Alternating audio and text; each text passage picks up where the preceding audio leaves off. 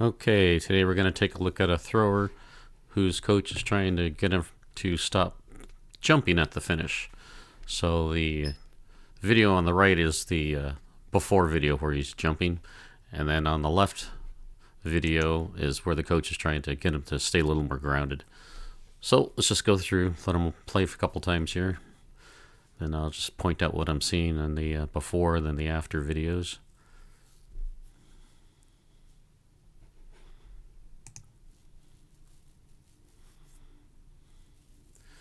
All right, let's take a look at the video on the right first.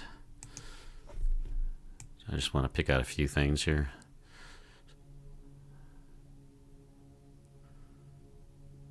It's got a good left knee drop, good horizontal shoulders and left arm.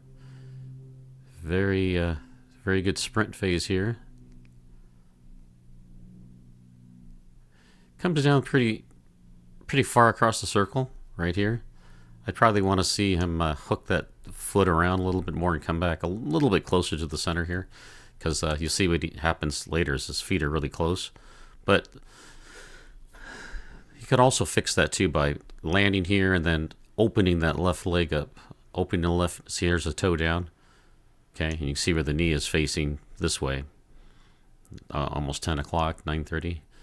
So you want to land with that foot more open toward the throwing sector. You want that knee and that thigh, that left thigh, opened up more rather than being closed off like this. See how this keeps the hips facing back? You want those hips out in front, ahead of the upper body. Okay, so let's go back a little bit more here.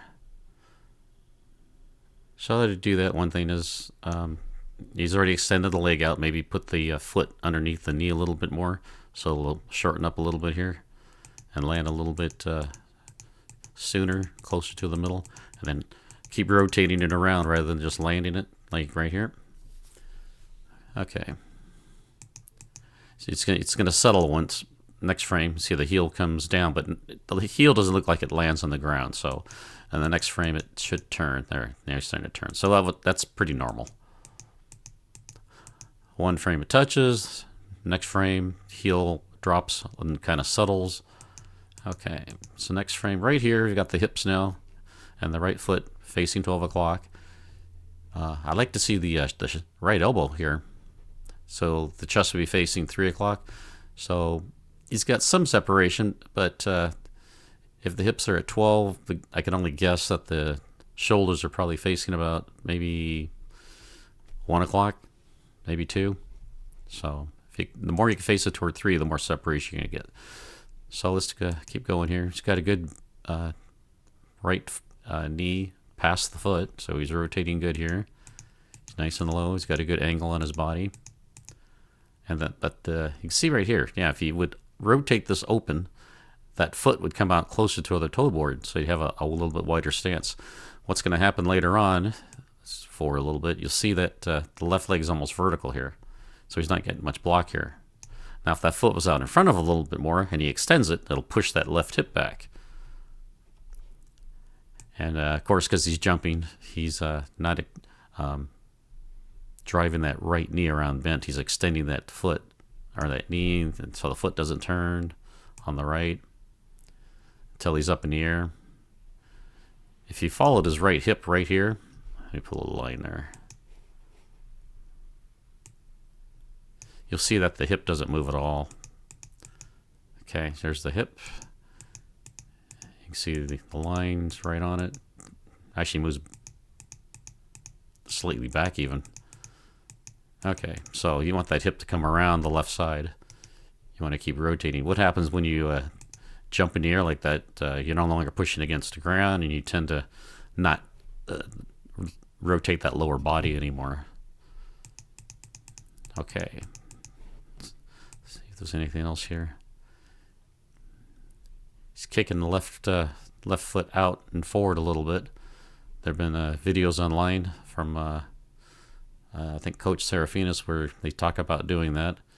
I've done it. It actually works pretty good, where it actually stops that left side really good, and then the right just accelerates. But he also advocates the jumping, so that's probably why you're seeing that left leg action and the jumping motion.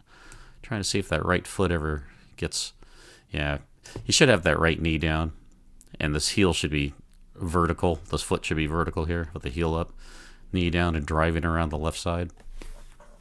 Okay, so let's take a look at the video on the left now. This was after the coach had made some changes, tried to stay a little more grounded, so he's going to have some other issues. These are the things I already brought up. Okay, so the right foot lands. You can see the foot's not at 3. It's actually facing about 3:30 this way. So you want it to face at least 3, between 3 or 12 o'clock, somewhere over here. But if it's facing that way, it's going to kind of stop you. It's got a lot farther to rotate. Okay, there's the next frame. You see the knees down, or the right heel is down on the ground now. So the foot's kind of stuck there. You can see the knee is starting to rotate inward, the right knee. So it's kind of leaving the foot behind. Now you can really see it. The knee's facing out this way, and that foot hasn't moved. It's still facing right about 3 o'clock here. Okay. He's got the high right elbow. This looks very similar to what we saw before. Here it looks like actually his chest looks like it's facing maybe a little bit more. It's still the right elbow I like to see up here at 6 o'clock when the hips are facing 12 and the right foot's facing 12. So he doesn't have too much separation here. Let's keep moving forward. See how that left foot lands. You see, okay, left foot's landed. See, the knee is actually a little bit more open. The foot's just about still parallel to the board, so he's going to have to rotate that around. It's going to delay. Plus, the left foot's landing quite a bit to the back in the bucket here. He's got a very high heel here on the right. It makes it easier to rotate, but he's got nothing really to push. If the foot's lower, then it can drive, and you've got more distance. You can push that foot around and then kick the heel up. All right, you can see the actually what happened here. You can see the right foot looks like the heel came down, so that's going to stop his rotation there too. You want to keep that right foot turning and moving. You can see how close his base is here. The foot, again, this leg here, not totally vertical, but pretty close. It's hard to block with a vertical left leg. Again, that's because he's thinking about jumping. Okay, now he's fully extended that left leg. It's kind of pushing him backward. He's got, because his feet are so narrow here, and he's leaning back, he's got nothing really driving him forward. The knee's not driving forward. The foot's not turning. Again, because he's got a technique change here, so things are going to be a little more, a little awkward to start with until he gets it down. You see, doesn't have the pressure on this right foot anymore. He's actually turning on the heel, and yeah, there's nothing supporting him here. He's going to fall backwards. So that's what we're going to see in the next couple of frames here. Okay, so keep the weight on the toes, keep the heel up, and then drive around with that foot on the ground, and get the timing. Keep that knee bent on the right leg rather than jumping up and extending upward. Keep the foot on the ground, the toes turning, keep the knee turning, keep that right hip driving around a left side block, so the left foot has to be on the ground. That's about all I had. Anxious to see the next video as you continue to make progress. Thanks.